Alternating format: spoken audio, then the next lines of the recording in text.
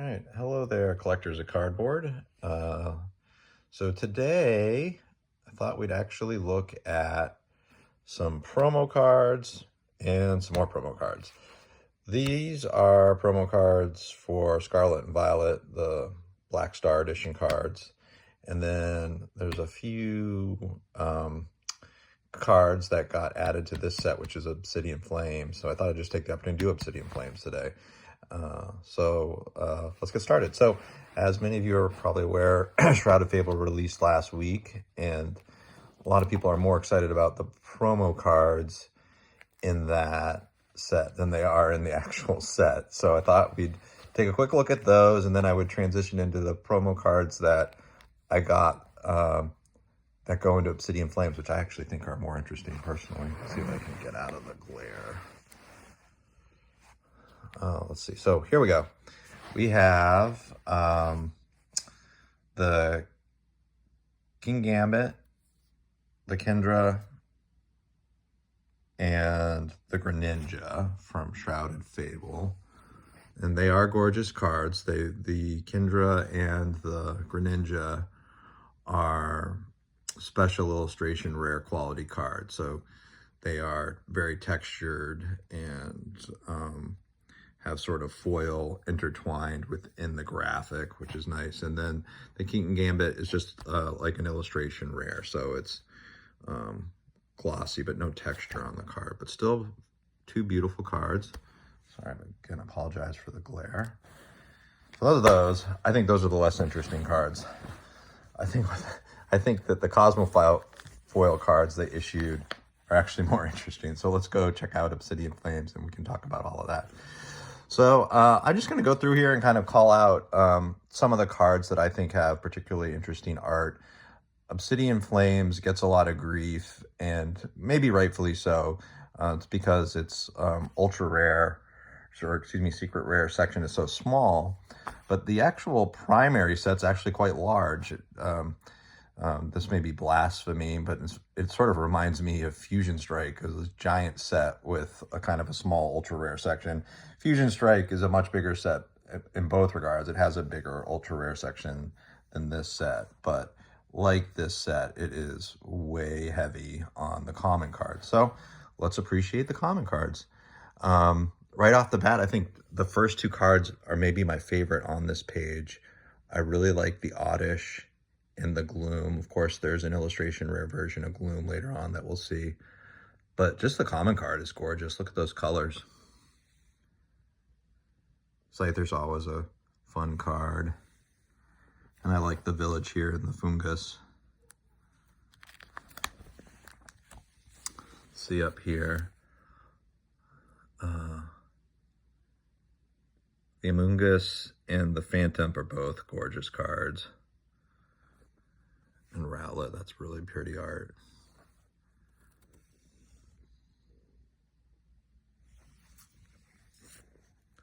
If you see any cards that I don't call out that you think are particularly good, you should leave a comment below.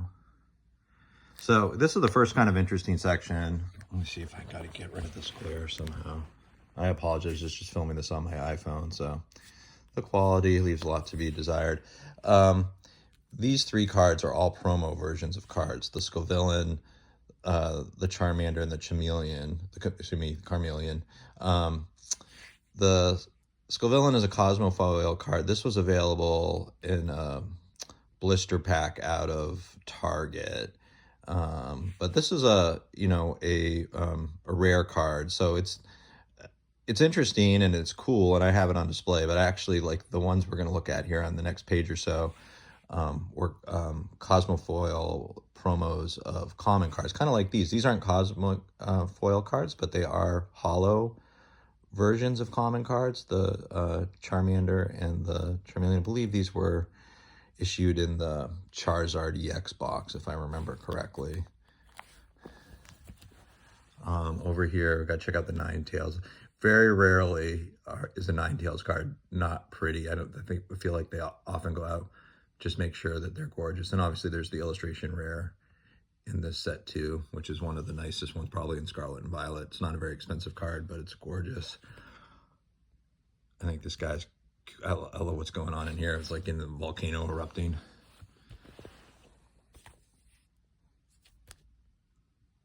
All right, let's see. I like this Heat more too. It's a cool card. Love the lines of color. Oh, and I was going to call out Volcarona. I don't know if that's how you pronounce that. Very cool card. Obviously a predecessor to Iron Moth. And since I've been opening Shrouded Fable, I thought I'd pull this out just to compare. The Iron Moth is a future type, obviously. And I love these future and ancient type reverse hollows. The foil pattern on them is just gorgeous. I love the sort of like gradient version or gradient color. It's really neat. Anyway, thought we'd take a look at that. All right, so here we go on to water type. Get rid of that glare. Cool cards. But we're coming to these, the Froakie and the Frogadair are the two Cosmofoil promos that came in, I believe they came in the Greninja pack, or Greninja, what is it called? I guess it's Special Illustration Collection box. But these are really cool cards. I'm going to pull one out actually and we take a look at, compare it to the standard cards real quick. Okay, I'll get these lined up here for you. There's the Cosmo. So you got the regular card, the common, the reverse hollow, and then this new card, the Cosmofoil. See if we can get, you can really see that, how it makes that pop. Really cool effect. Big fan of these cards. I think it's honestly one of my favorite things about Scarlet and Violet is just the quantity of these sort of additional cards that they issue. Sword and Shield, they did it a little bit, but not nearly to the extent they've been doing it in Scarlet and Violet. Actually, here's another one. This Palafin is a Cosmofoil version of a rare card. This also, I believe, was in a Target blister. At least I got it at Target. It seemed like they were sort of exclusive to Target. Never saw them anywhere else. And then here's the Tranitar. Again, this Obsidian Flame is really, in a way, an interesting set, very unique from other sets. It had so many EX cards that these EX cards, I guess, were really harder to pull than most of the ultra rare cards, because there were so few ultra rare cards that you would just get them over and over again. I believe, I don't know if there's 12 or something. There's a large number of EX cards, so it was difficult to pull them all. Okay, another couple interesting cards here.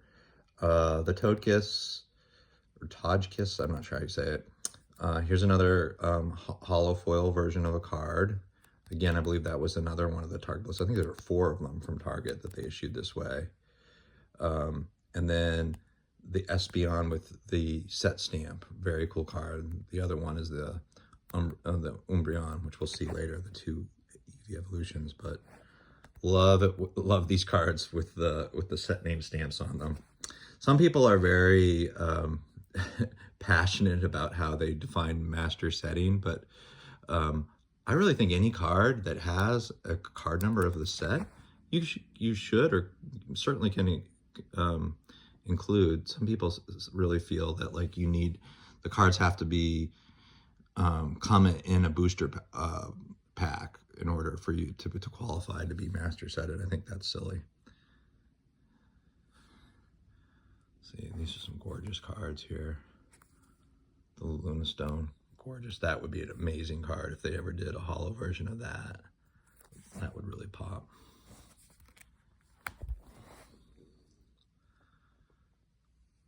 There's the fighting type. I don't know, I think the least impressive color type, at least in this set. So it does have the 3 EXs here in the end. You got actually, well, got 3 in a row here. Charizard, the big playable card. And here's the other stamped card promo with the Obsidian Flames logo on the Umbreon. Very cool card. More EXs.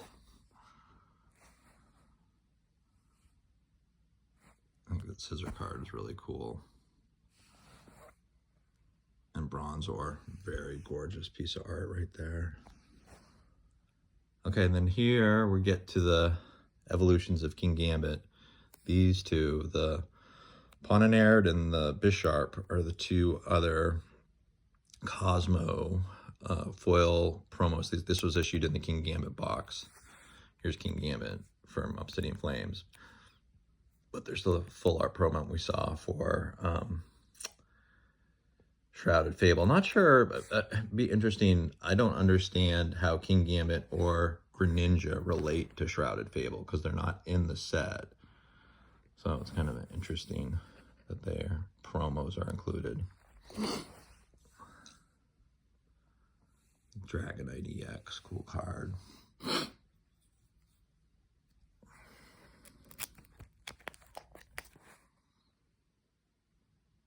Buffalont, that's a cool card.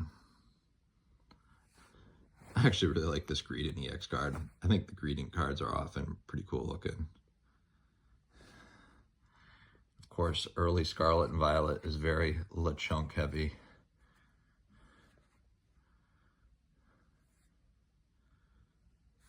Here's another promo from National Champ, or yeah, is this regional or can't even tell? It's one of the tournament issued promos of Greta. And closing out the trainers, and then 197. So to make it kind of all fit together, I threw, actually this is one of the card spacers from the ETB. I just like the way it looks, so I threw it in there. And then here are the ultra rare cards. There's, let's see, get rid of that glare for you. There's the Gloom card and the gorgeous Ninetales, Palafin, Bella Bolt, and Cleffa. Scissor card.